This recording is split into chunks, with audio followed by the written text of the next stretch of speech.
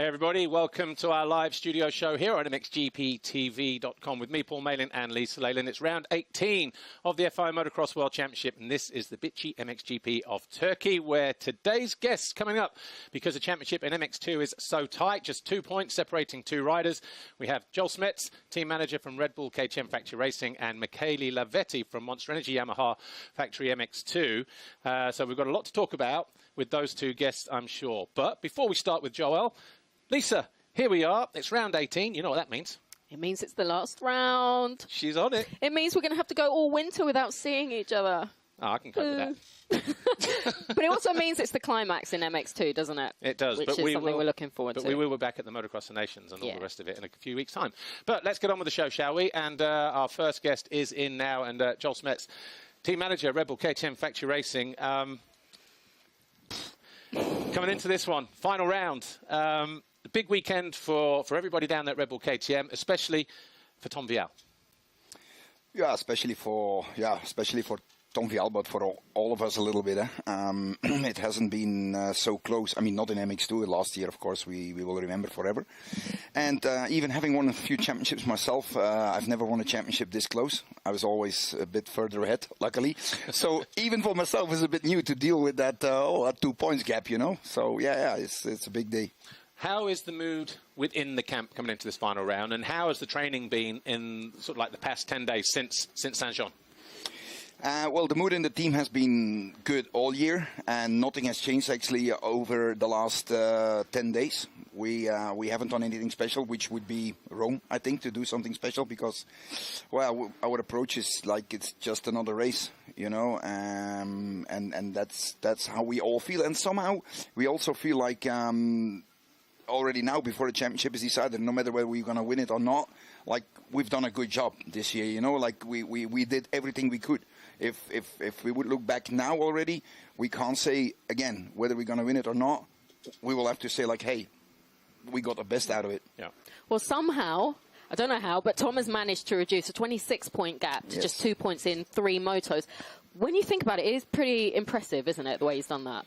Yeah, that's quite impressive, and that's credits to Tom, I think, because to Tom and all of us, because we never gave up believing. We kept working. We were never really worried, because again, as I said, when we look back, we can say like, hey, we did everything we could, and we just kept applying the pressure. And yes, it worked at our advantage for the last nice wheelie, by the way. I was so I don't get too confident before the checker flags drop, but anyway, so yeah, we just kept working and kept applying the pressure, and yeah, that brought us to only 2 points gap now. Yeah. Well, talking about pressure, Tom does seem to deal with pressure really well. I mean, we've seen him win 2 home GPs this year in France, and perhaps the most, I guess, impressive one was Saint-Jean. Just if you consider the championship situation for Tom and how he just challenged it and did it. Yeah, he did, but on the other hand, sometimes there are not a lot of advantages of being behind. But the only advantage is that you don't have to calculate and you don't have to think about anything. You just have to go wide open. You only have to attack. So sometimes being in that position is more easy than being in that defensive position of being the leader, let's say. Yeah. So I think this helped Tom in Saint-Jean. But obviously that was a crucial race win as well, because obviously, let's say the championship is tied at the end of this weekend. It goes on race wins. Tom has 15, Jago only has 12. So with only 2 races left, he can't even match that. So that win there was crucial in that second race in France. Yeah, the race win was crucial, but also I think the mental advantage of probably that he got from it is probably even more important than that extra race win. But of course, it makes us feel a bit even more relaxed, like in case it comes to a tie, okay, we're fine. Yeah. Well, look, it's obviously not been all plain sailing. You know, whilst there's been 9 Grand Prix victories for Tom, there have been 1 or 2 other issues. The crash in Mantova, the bike problem in Teufelstal, Germany. Yep. Do you ever look at those rounds now and think they're the points that got away? Yeah, of course, but in a long season like in motocross with many races, you always have ups and downs. So and I prefer to look at at it as a total, you know, like, and there once again I have to say, when I look back, not too many regrets. Yeah, that crash was scary, of course, but it's a bit funny. Like I mean, funny. The crash is not funny, of course, but the fact that Tom had this horrifying crash, and then Iago more or less did exactly the same in Spain, and same thing, same mistake, and the takeoff of a jump, hitting a slick spot. That it's crazy, but that somehow also proves how close these guys have been all year. Yeah, well, you have been in this position before as a rider, and perhaps last year with Jeffrey. What advice will you be giving Tom as his title fight goes down to the wire? Yeah, we're not talking about the title fight. That's the only good way to approach it. I think this is just another race, and we're gonna go out and try to win. And if we win it, then at the end of the day, we won the title. You know. Okay. Sounds a bit easy, but it's probably not as easy as it sounds like. But I think that's the only way to approach it. Yeah. What advice have you given him? Really? For this round, just go out, enjoy it, and relax, and just like we did the last 10 days. We haven't talked about the championship, and we just kept on working the way. Let's say we had a weekend off, so we prepared it the same way like when we had that weekend off before Sweden, and we came back after that break, after the difficult GPs in Czech Republic and in Lommel. We came back with a bang, let's say, like quite strong in Sweden, and with the result what we know now. So our approach the last 10 days has been. That was my advice. Let's say, hey, let's do it the same way like before Sweden, because then you were strong. Now, I was on the phone to Joel last week about something else, about one of his old bikes or something else. And I'm going to ask you a question now. Have you reminded Tom to bring all 4 eyes this week? Because you mentioned France was probably that first race was probably the most difficult he's been involved in, because he had to have 4 eyes because he was sandwiched between both the Yamaha riders. Yeah, of course it's going to be the same here. There's quite a few Yamahas out there as well. Again, so we expected that. We are prepared for that. There's no surprises, and it's gonna be it's not only gonna be about being fast, but about being smart. Yeah. That's clear. All right. Well, look, Joel Smets, thanks for joining us in here. All the best this weekend. Obviously, we don't know how it's going to turn out, nor do you. It's going to be exciting, enthralling, I'm sure. Yeah. And may the best man, may the best team win. Thank you very much. Right, our next guest is getting ready to come in and join us, but we'll catch up with Michele Lavetti in just a few moments. Before that, though, here's highlights from MX2 Race 2, Charente-Maritime, Saint-Jean-d'Angely 2 weeks ago. You like that, don't you?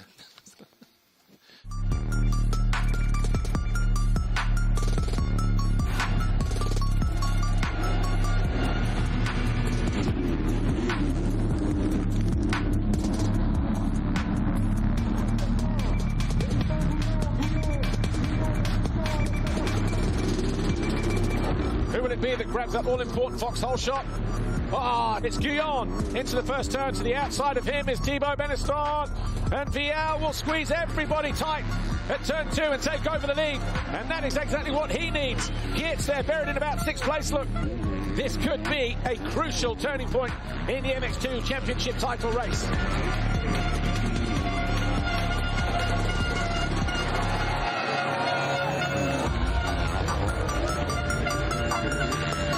See the frustration there and mistakes from Geertz.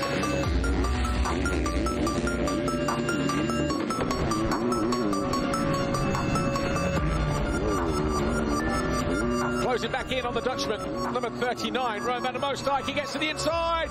This time, the pass here, surely for 4th place, and it is. Geertz pulls another couple of vital points back.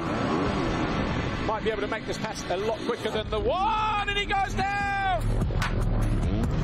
Evans goes through, so too does Rowan van der Moosdijk.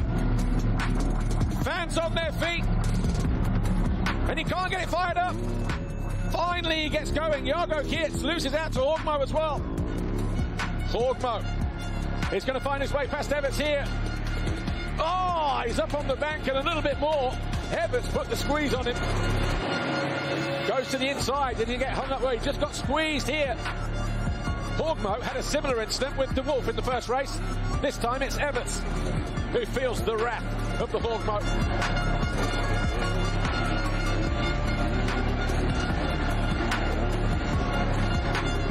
It has been been a VL masterclass here at Saint-Jean today. But Tom Vial, stand-up wheelie for the Red Bull KTM rider as he celebrates in front of the home fans. A convincing win in race 2. Vial wins here in France at Charles-Maritime. His 3rd French Grand Prix victory.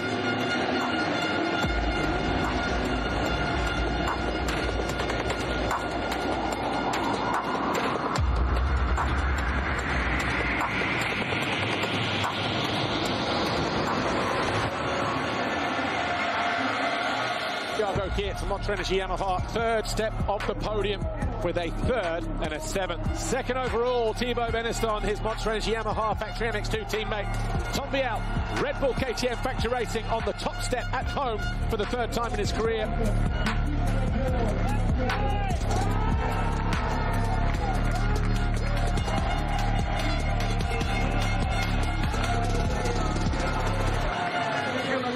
Mr. Antonio Alia Portela handing the red plate to Jago Geerts. A bittersweet day here for the Belgian.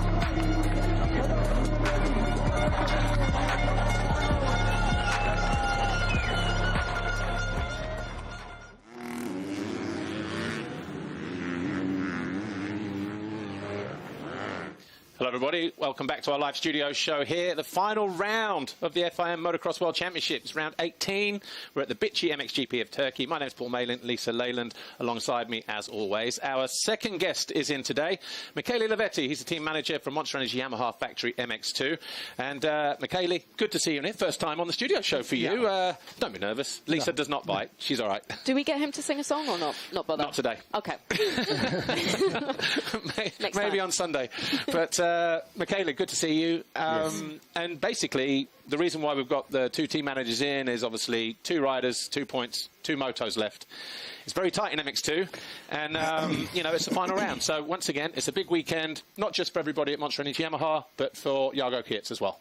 Yeah. Yeah, it's yeah. Here we are, 2 points, and but. Jago is quite okay, so he's not really nervous. He's nervous like not more than normal, and so this is need to be like this, and so we can do our best. But then in the end, is the guys is on the bike, so we try to do all the best, and you know what he need to do is really focus, is really confident. So. We was in the training this week, and everything gone well, and everything was working really good. Yeah. And yeah, we are ready. We are here. We are ready, and we fight till the end. Well, look, as we said, coming into the final round, just 2 points separating now. How is the general mood, the atmosphere within the camp, especially over the last 10 days since Saint-Jean? Has the training been going well? The atmosphere is still good? Of course. This is most important to have a good atmosphere. We are not disappointed with. It's part of the game. So of course, you have some points. Before it was a little bit more, and now it's just 2. But it's part of the game. It's motocross life, and so we need to accept. And yeah, he do a few mistakes, and but like I say to him behind the podium, I say. It's not over. Yeah. You're still leading. Yeah. You have 2 points in front. You can do. You are the faster, and you can do. Yeah. Well, it has been a crazy season between Jago and Tom. I mean, the red plate has changed hands no less than 7 times. But for Jago, if we look at Lockett, for example, we've got here, that was a big win for him, wasn't it? Yeah. Tell us about that weekend. Actually, we come from a really bad weekend. Because the week before it was, not so good in Indonesia. And then we come in Lockett, and we do our job in the weekend, in the week. And we spoke about that a little bit, and they say, also him, it's say nothing bad, he say, guys, I have a bad weekend, so we go there in Lockett. I know it's not my favorite track, but I will do all the best, and it make really good result. Yeah. So we are really happy about that. Yeah. I mean, like you said there, that Jago did say it wasn't his favourite track. We do know Jago to be more of a sand man. Yeah. But he did win on a hard-packed track. Would you say that was perhaps his most impressive GP this season? And I think given the championship, because he also reclaimed the red plate, so you think that was his most impressive performance this year? And that it was on hard pack? I think so. Yeah. I think so. It was a good performance for him over there. And then, you know, from there, it's coming better and better and better because you have 3 wins in a row. And so from that moment, it was feel good, but it still feel good. It's not because, he do a mistake in Finland, and actually it was also really bad luck because when he crashed, when he falling down, he told to me and he say, Michele, I was follow the line, but in one moment I go out of the line, and so I cannot go back again. And then he was stuck on the bike, and the boots was stuck on the foot pack, and he cannot take out the boots. And so then he coming back, and then he crash again with Arup, and so we can do nothing. Yeah. We have that coming up, but if you look, obviously he's also, like you mentioned, he's won 3 Grand Prix in a row, Czech Republic, Belgium, and then Sweden, and obviously this was the crash in Finland. So it's not been all plain sailing. He had 6 Grand Prix victories this year. He'd just gone 26 points clear in the championship before with his victory in race 1. Do you look at this crash and this second race as like, I know you said you're not disappointed because we are where we are, but at the time, did you look at that and think that's a difficult result to accept? Of course, it's difficult to accept because we know over there he can win the GP, because in the first motor it was really fast. It was the fastest on the track, but also second motor was the faster. And then he crashed, and the second one was actually too much. But you was a rider, and how it's working, and so when they are in the race, they want to be back soon as possible, and and then the second crash is happening, and it was a little bit too much, the second crash, but like I say, it's not over, and so. All right, well, look, more from Michele in just a moment. But with the Motocross Nations coming up in, less than a month, 2-3 weeks' time now? Here's another reminder how you can follow your team on MXGP-TV.com. Just buy the TV pass there, and obviously you get everything live, uninterrupted throughout the whole weekend. The Riders' Parade on Friday, the qualifying races on the Saturday, and all 3 main events on the Sunday. Who will it be that stands on the top step of the podium in 2022? Yeah, well, back to you, Michele.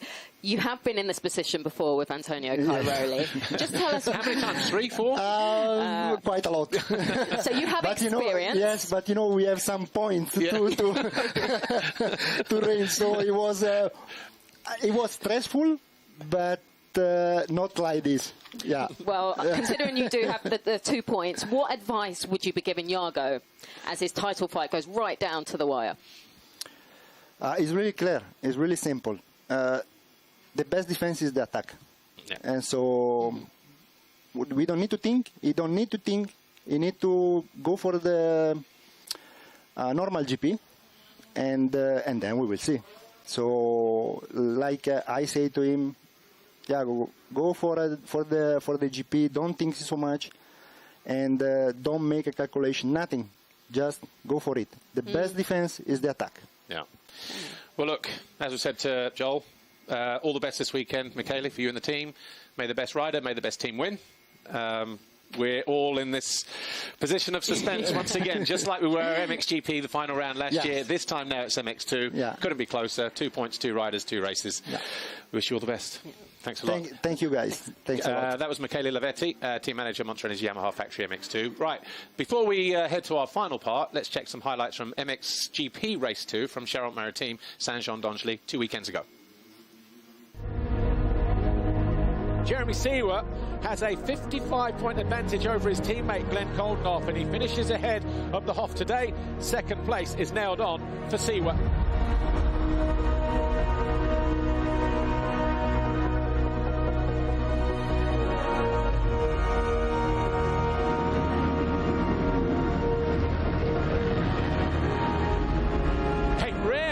shot recently for the Red Bull Gas rider. Tripling uphill for the first time. Siwa looks to rail around the outside. Oh, nicely done. Geiser just took the long way round. Gets himself up into 4th place. Hasn't had a race win, Jorge Prado, since race 1, Portugal, round 4. Can he sustain the attack from Renault, Siwa and Geiser? First 4 over the line, 2.6 seconds separating them. Wow. Everybody locked together. Oh, and a mistake there from Renault. Was slow through the turn. Jeremy Siwa didn't need a second invite.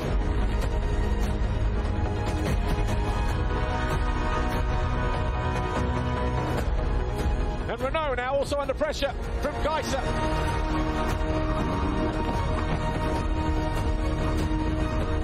From being back there, well, I tell you what, he gets out of the turn early. He puts the squeeze on Renault, and then Renault makes a mistake at the bottom of the hill. Geiser now 3rd.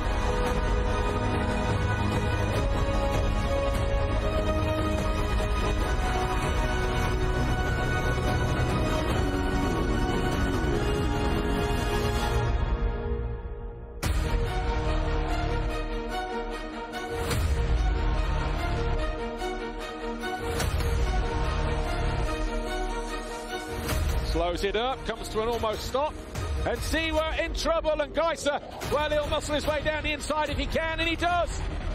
Great ride that from Geiser. He'll believe he can win the race from here. Oh, Geiser's through. Geiser has found his way past, and that was on the long downhill, surely. And Siwa goes through finally into 2nd. Sideways through the wave section. Wow. And Tim Geiser will cross the line. He will win race 2, and Geiser will win the Grand Prix. The overall Grand Prix belongs to Tim Geiser, a 2nd and a 1st. Jeremy Siwa, 2nd overall with a 1st and a 3rd. And Jorge Prado on the podium overall in the championship. Tim Geiser, of course, world champion. Jeremy Siwa now confirmed 2nd overall. Jorge Prado back up to 3rd.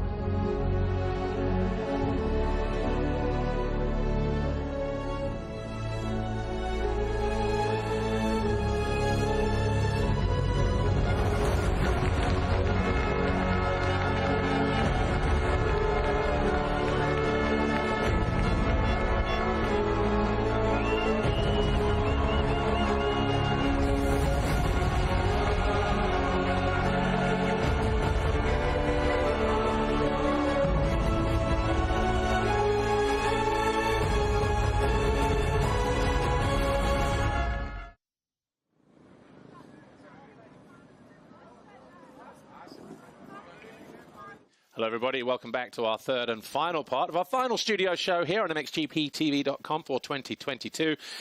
Back to me and Lalo then. Lisa, back to you and I. Yes, Pauline. Yes.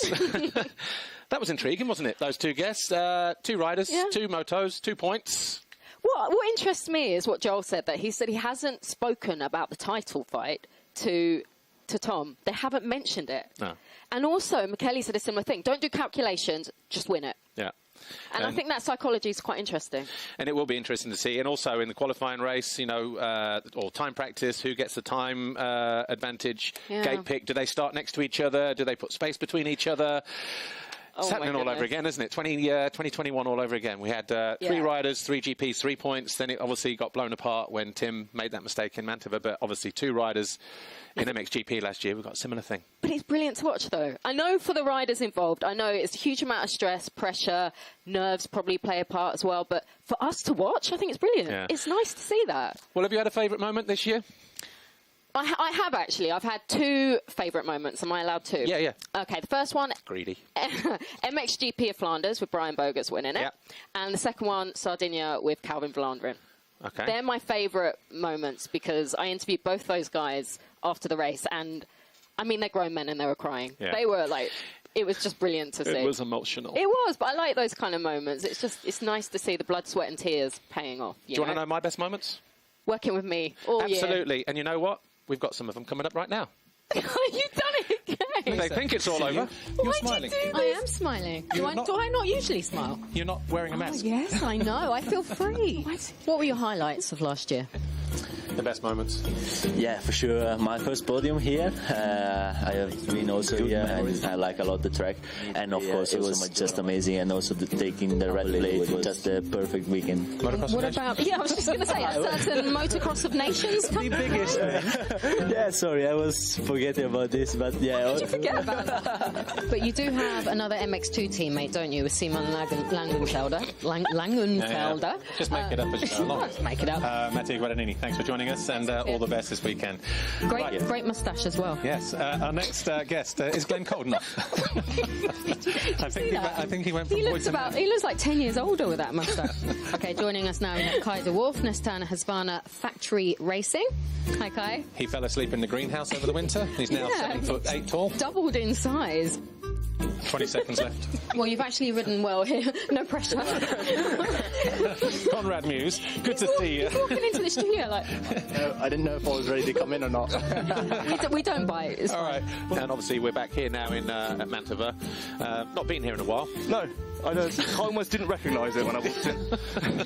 Haven't missed it then. Mantova will not stop until it has all 20 rounds of the championship. We will not stop. Just tell us about that weekend for you and the team and Michele. Yeah, I mean, we have a knack of doing well at away GPs.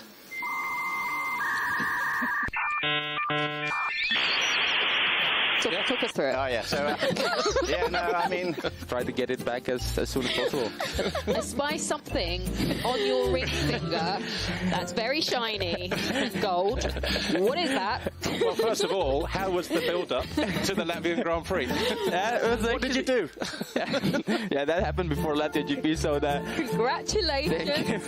Yeah, it's the first GP as a husband, the first podium, so, you know, the wife said now it's time to go to work, you know. It's, it's enough messing around. But that brings us nicely to Sardinia. And, of course, Brent Sandonic. Yeah. That's a dad joke. Sure, that's not, a dad it's joke. Not dad o'clock yet. I knew you were going to get one in there somewhere. Athena Rider of the Weekend and our Best Rider of the Year. This weekend, MXGP of Flanders, sponsored by Athena. How does it work, Lisa? Well, to vote, a dedicate. Okay, anyway, you can vote on Sunday. I can't say it. Dedicated post will be shared on our Instagram page. Are you sure about Every MXGP Sunday, where you, the fans, can vote for your favourite rider of the weekend. The competition is for MXGP riders only, and voting closes 8 p.m. Sunday night. So if you want to take part, look out for that Instagram post on Sunday. Next question. Dedicated. Good. Right, I said it. I like your dedication. Our final guest is in with us now, Davide De Carli, of course, co-team manager, assistant manager for Red Gas. Red Gas. Is there something in the water today? Red Bull. Easier. Yeah. Easier. Red Bull Gas Factory Racing. We're in Belgium. I don't know what's going on. But Davide De Carli, thanks for joining us today. And I'm also dedicated. Yeah, exactly. What's going on? One of those days. Going on? Should we do that again? I said to Lisa last week that I will be on the podium, so I will need to do that. So you did say that. Yeah. And if you lose that bet? Oh yeah, good we didn't talk about that. Good point. Yeah. Hair extensions? After the show. After wig, the show. girly wig, something like that. Oh, no. We'll talk later. Yes, true. I just want to pick your brains here. I'm going to say thanks, Henry. Good luck, Henry. All the best, Henry. Thank you. Why do you call him Kevin? I never called... When was the last time I called you Kevin? Agueda. Was it? No, it was last year, surely. Not this year again. I'm so sorry. I actually don't know why. I have no answers for that. You just look like No. You look. No, I don't look like a Kevin. He definitely looks like a Henry. And on that bombshell, we are out of time. Henry Jacobi, thanks for joining us. All the best this weekend and for the rest of the season. Thanks for watching. See you next time. So thanks for watching. See you next time. Thanks for watching. Bye for now. See you then. Thanks for watching. Bye for now. Thanks for watching. See you next time. Thanks to our guests. Thanks to Lisa. Thanks to Stephen. Stitch me up. And Steve. And Steve. And everybody else. Thanks for watching. See you then. Bye. Nice. And she had no clue, actually, Lisa. You always do that. I did see like the 4-minute clip, and I was like, what's he going to play for 4 minutes? Absolutely. Well, there you go. It's been fun, hasn't it? It has. And you know what? And that's it. Obviously, coming up later on today, obviously, we've got 240. We're back with our EMX Open first race, and then WMX Race 1. Final rounds for both those guys and girls. And then we round out the day with MX2 and MXGP qualifying. But, yeah, thanks. Thanks for watching and putting up with us two over the last 17, 18 rounds or so. We've had an absolute blast, and we hope you've enjoyed yourselves as well. And we'll see you at the Motocross of Nations, not for a studio show, but for the Riders' Parade. And on that bombshell, it's done. Thanks for watching. See you next time. Bye for now.